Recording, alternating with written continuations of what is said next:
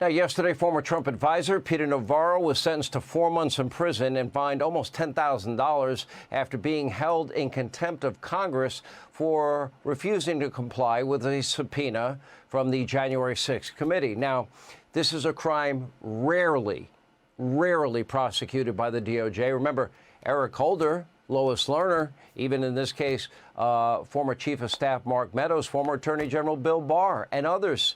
They were all held in contempt of Congress, never prosecuted.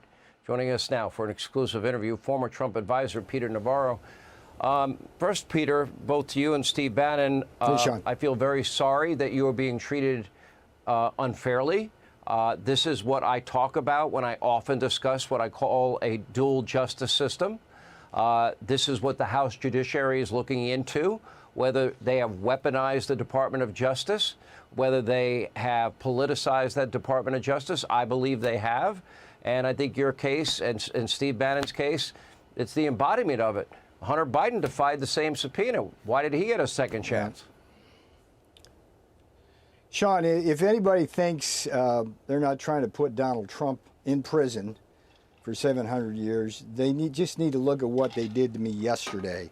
They're not messing around. 4 months in prison. They even want to put me in prison before I can have my appeal in this case. And they want Trump in prison and out of the Oval Office, and they want folks like me not to be able to help him out. And here's the thing. Here's what I'd ask your viewers to understand.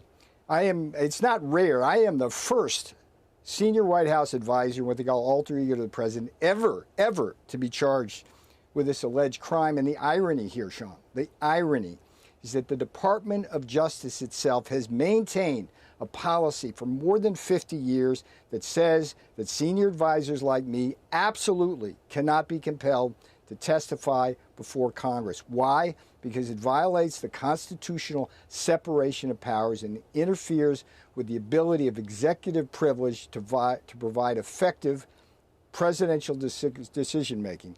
And that's where we stand right now. I have a great case that will go, and I've said from day one, Sean, day one, that this is going to the Supreme Court. It's what they call a case of first impressions that has significant constitutional issues. Can Congress compel senior aides to testify? The answer is no, according to DOJ policy.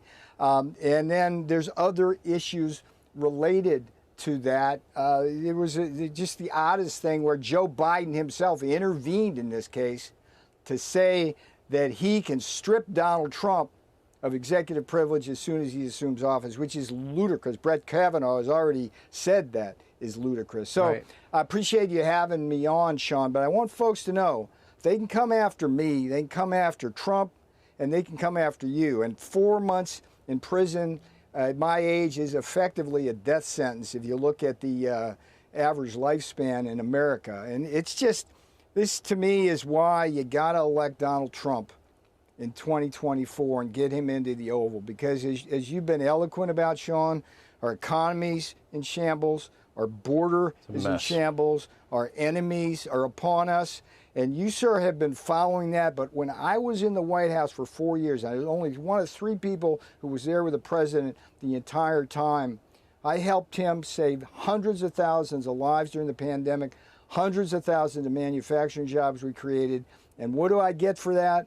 I get prosecution for a crime nobody's ever been charged with, 4 months in prison, and now they even want to deny me my freedom while I appeal this case all the way up to the Supreme Court. So that part this too is yesterday was not a good day for America. Not a good day for America, but they're coming after Trump. And if they can come after Trump, as he has said, he's just in the way, they'll come after you. You see, one of the reasons and the legal argument that you're making is the president needs to have complete, unfiltered advice from the people around him. If Correct. the people around him believe they're going to be called before Congress and their emails are going to be gone through and their text messages gone through, they're never going to be able to give a president the straight, hardcore advice that a president may need in a very difficult situation. So I understand the legal principle completely. And I think I know you well enough to know that you were aware you could have gone in, you could have pled the fifth, and you could have walked out of there, and you would have fulfilled your obligation. You decided not to, and I'm guessing, I don't know, because you wanted to take a stand on principle here. I would not have fulfilled my obligation. My obligation was to the Constitution and to this country, and my oath of office, Sean. And my oath of office. Well, that's what I meant. You were standing on principle. To obey. Yeah, exactly. Exactly. Yeah. Exactly. And no. I mean, I applaud you for it, but I feel terrible that you have been treated differently than Eric Holder, Lois Lerner, Hunter Biden, and even people involved in this particular case. Yeah. They were not treated the same way. That's not equal justice. That's not equal application of our laws. I'll give you the last word, Peter, and I'm sorry that you're going through this.